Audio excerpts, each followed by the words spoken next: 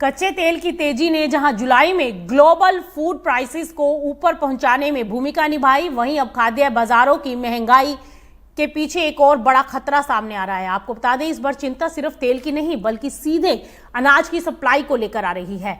सोचिए, दुनिया में गेहूं, चीनी और खाने के तेल की कीमतें अगर एक साथ बढ़ जाएं तो इसका असर सिर्फ मंडी तक नहीं रहेगा, इसकी सीधी चोट आम आदमी पर पड़ती दिखाई देगी। और अब वैश्विक खाद्य बाजार से कुछ ऐसी ही चिंता बढ़ाने वाली खबर आई है। आपको बता दें, एफएओ फूड प्राइस इंडेक्स जुलाई में बढ़कर 131.1 अंक पर पहुंचा और यह जनवरी 2023 के बाद यानी करीब 3.5 साल का सबसे ऊपरी स्तर है।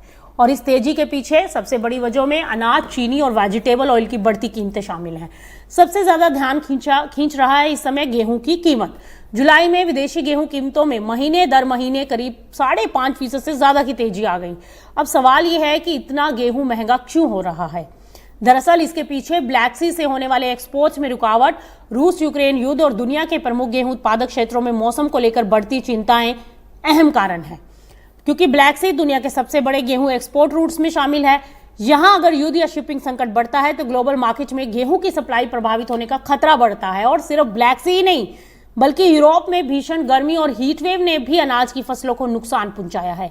रिपोर्ट्स के अनुसार यूरोप में करीब 9 मिलियन टन अनाज की फसल प्रभावित होने की बात सामने आई है। यानी एक तरफ युद्ध और शिपिंग संकट और दूसरी तरफ मौसम की मार, दोनों मिलकर दुनिया की अनाज सप्लाई के लिए फिलहाल चुनौती बन रहे हैं।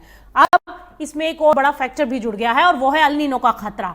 अगर अल नीनो मजबूत होता है तो दुनिया के कई हिस्सों में बारिश का पैटर्न बदलेगा और कहीं सूखा पड़ सकता है तो कहीं अत्यधिक बारिश फसलों को नुकसान पहुंचा सकती है। और इसका सीधा असर गेहूं, मक्का, सोयाबीन, पाम ऑयल और दूसरी कृषि जिंसों की सप्लाई पर पड़ सकता है। इसके अलावा यूक्रेन और मिडिल ईस्ट में जारी संघर्ष पर भी फूड सप्लाई चेन और उत्पादन लागत पर दबाव बढ़ सकता है। यानी इस वक्त ग्लोबल फूड मार्केट पर एक साथ कई खतरे हैं। युद्ध का खतरा, मौसम का खतरा, शिपिंग का खतरा और अल नीनो का। और जब ये सारे फैक्टर्स एक साथ बाजार में आते हैं तो सप्लाई प्रभावित होने की आशंका बढ़ती है और कीमतों में तेजी का दबाव बन सकता है। जुलाई की तस्वीर ने फिलहाल साफ संकेत दे दिया है कि ग्लोबल फूड मार्केट में फिर से महंगाई का दबाव बढ़ रहा है। और अगर आने वाले महीनों में ब्लैक सी की सप्लाई बाधित रहती है, यूरोप में मौसम का असर जारी रहता है और अल नीनो मजबूत होता है तो गेहूं और दूसरी खाद्य जिंसों की कीमतों पर और दबाव देखने को मिल सकता है। तो कुल मिलाकर एफएओ का यह आंकड़ा सिर्फ एक इंडेक्स नहीं, ये दुनिया की खाद्य सप्लाई चेन के सामने खड़ी बड़ी चुनौती का संकेत है।